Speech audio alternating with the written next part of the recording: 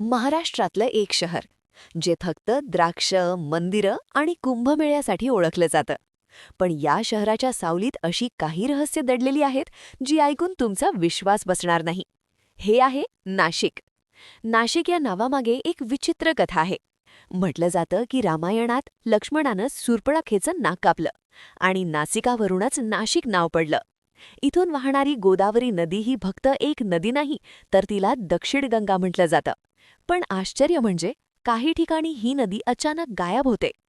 दर 12 वर्षांनी इथे होणारा कुंभमेळा हा जगातील सर्वात मोठा धार्मिक मेळा आहे. पण यामागे एक प्राचीन अमृताची कथा दडलेली आहे, ज्यामध्ये देव आणि दानवांनी समुद्रमंथन केलं होतं. नाशिकमधल्या पांडवलेणी गुंफा हजारो वर्ष जुनी आहेत.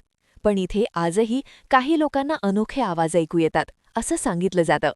जणू काही इतिहास अजूनही जिवंत आहे.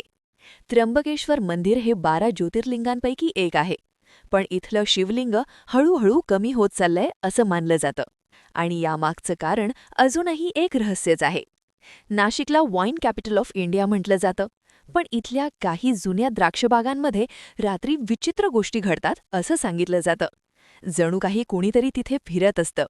नाशिकमध्ये एक असा रस्ता आहे जिथे रात्री गाडी चालवताना लोकांना सावल्या दिसतात, पण मागे वळून पाहिलं तर कोणीच नसतं. शहराच्या गोंधळात एक असं प्राचीन मंदिर आहे जे अजूनही अनेक लोकांना माहितीच नाही. आणि त्यामागे एक मोठं रहस्य दडलं आहे.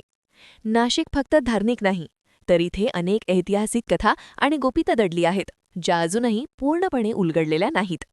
ही होती नाशिकची काही रहस्य. पण अजूनही या शहरात खूप काही लपलेलं आहे, जे शोधायचं अजून बाकी आहे.